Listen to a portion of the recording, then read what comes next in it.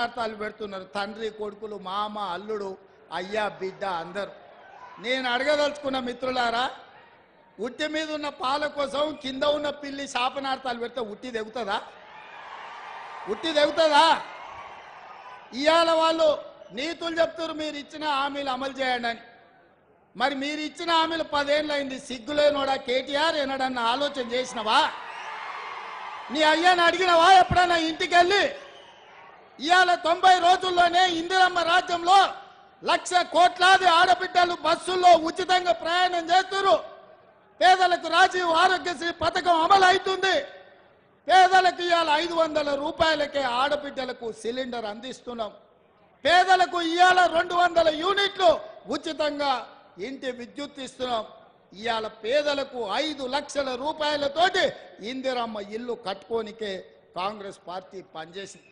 ఇదే కాదు, 90 రోజుల్లో 30,000 ఉద్యోగాలు నిరుద్యోగ యువకులకు అందించి ఉద్యోగాలు లేక ఉపాధి రాక దిల్సుఖ్ నగర్లను, అశోక్ నగర్లను, అమీర్పేట్లను, కుక్కట్పల్లిలను వివిధ చౌరస్తాలలో తల్లిదండ్రులకు ఊరుకొచ్చి ముఖం చూపించుకోలేక రూపాయి కూడబెట్టి ఉపాధి హామీ కూలీ పైసలు పెట్టి తల్లిదండ్రులు పిల్లల్ని పట్నం పంపి చదివిస్తే కొలువులు రాక పరీక్షలు పెట్టక పెట్టిన పరీక్షల ప్రశ్న పత్రాలు జిరాక్స్ సెంటర్లలో పల్లి బఠానీలలో అమ్ముతుంటే ఆ దుఃఖంతో పిల్లలు ఆత్మహత్యలు చేసుకుంటే ఈ గాడిద కొడుకులు ఒక్క రోజైనా చచ్చిపోయిన వాళ్ళని పలకరించిందా అని నేను అడుగుతున్నా. సిగ్గు కాకుండా హరీష్ రావు మాట్లాడుతుండు. నేను మొన్న కూడా ఇవాళ కూడా చెప్తున్నా, దూలం లెక్క పెరిగింది కానీ దూడకున్న బుద్ధి కూడా లేదయా.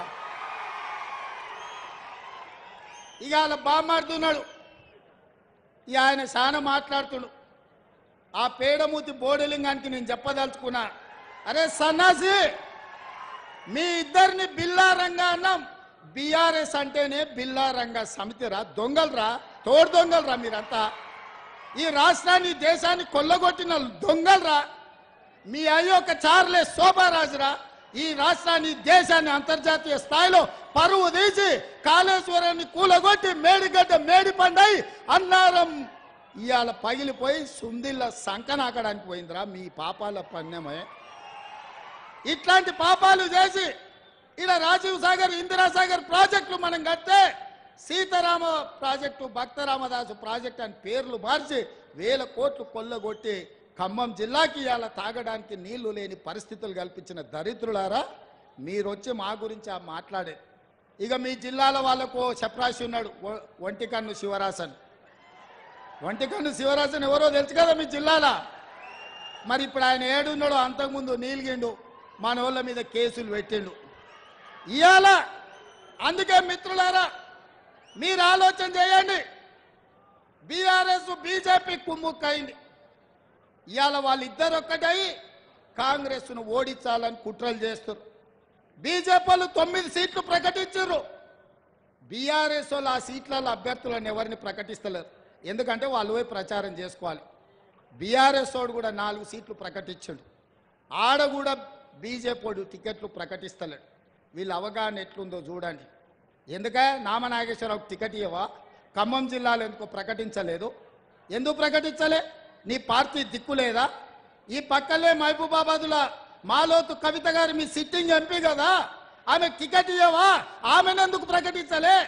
హరీష్ రావు అదే విధంగా కేసీఆర్ ఉన్న మెదక్ జిల్లాలో మీకు అభ్యర్థి దొరకలేదా? సంఖ్య నాకుతుండ్రా. మెదక్ జిల్లా పార్లమెంట్ అభ్యర్థిని ఎందుకు మీరు ప్రకటించలే? నిజామాబాద్లో నీ బిడ్డనే పోటీ చేసింది కదా పోయినసారి. ఈసారి నీ బిడ్డకు నిజామాబాద్లో టికెట్ ఇయ్యవా?